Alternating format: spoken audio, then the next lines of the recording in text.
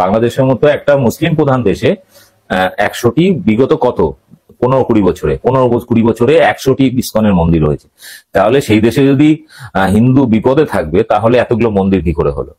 আরো একটা কথা, ওই দেশে যদি সংখ্যালঘুরা এতই বিপদে থাকবে তাহলে চাকরি ক্ষেত্রে জনসংখ্যা যেখানে 8% হিন্দুদের, সেখানে চাকরিতে তাদের মোটামুটি অগ্রাধিকার 22-33%। সরকারি তথ্য আছে। এবং এখনো পর্যন্ত বিভিন্ন ক্ষেত্রে উচ্চ পদে প্রশাসনিক ক্ষেত্রে সব থেকে বেশি হিন্দুদের আধিপত্য। আচ্ছা, ভারতবর্ষে 15% অ্যাভারেজ, আমাদের পশ্চিমবাংলায় প্রায় 30%। তো এখানে কত পার্সেন্ট মুসলিম, অর্থাৎ এখানকার সংখ্যালঘুরা চাকরি করেন? 1%ও না সরকারি চাকরির ক্ষেত্রে, 1%ও না। তাহলে ওখানে সংখ্যালঘুরা খুব বিপদে আছে, বাংলাদেশে বিশাল কষ্টে আছে। এই যে গল্প, এই যে ন্যারেটিভ ভারতীয় মিডিয়া, মানে বিশেষ করে আমাদের এই গদি মিডিয়ারা দেখান, বিজেপি চিৎকার করেন, এটা কতটা যুক্তিতে হয়?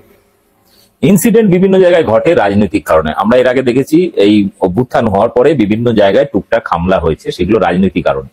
অর্থাৎ আমি আওয়ামী লীগ নেতা, আমার পাশের বাড়ি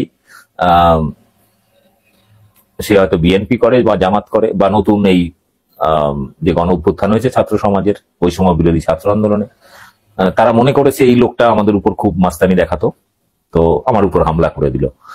এটা রাজনৈতিক হামলা। সেখানে কিন্তু তারা দেখলো না যে আমি হিন্দু না মুসলিম। পশ্চিমবাংলায় গত কয়েকটি নির্বাচন আমরা দেখেছি যে বিভিন্ন গ্রামাঞ্চলে যখন ভোট পরবর্তী হিংসা হয়েছে, সেখানে কোনো মুসলিম অধ্যুষিত গ্রামে সেখানে যদি কোনো বিজেপি কর্মীর বাড়িতে হামলা হয়েছে, তখন শুভেন্দু চিৎকার করেছে, দেখো পশ্চিমবাংলাকে পাকিস্তান বা বাংলাদেশ বানিয়ে ফেলেছে। কিন্তু ছিল সেটা পলিটিক্যাল, রাজনৈতিক প্রতিহিংসা। ফলে এই যে একের পর এক যে ঘটনাগুলো দিয়ে সাম্প্রদায়িক উত্তেজনা তৈরি করার চেষ্টা চলছে পশ্চিমবাংলায়, এবং যেহেতু এটা পার্শ্ববর্তী দেশ, সেখানে রাজ্য হিসাবে পশ্চিমবাংলা সরকার যে স্ট্যান্ড নিয়েছে যে ভাই এটা কেন্দ্রের বিষয়, প্রতিবেশী রাষ্ট্র, আমরা রাজ্য হিসাবে কোন রকমের বিরূপ মন্তব্য করতে পারি না। তবে যা হচ্ছে সেটা শান্ত হোক, অশান্তি মিটুক। যদি চিন্ময় কৃষ্ণ ব্রহ্মচারী দোষী হয় তাহলে শাস্তি হোক।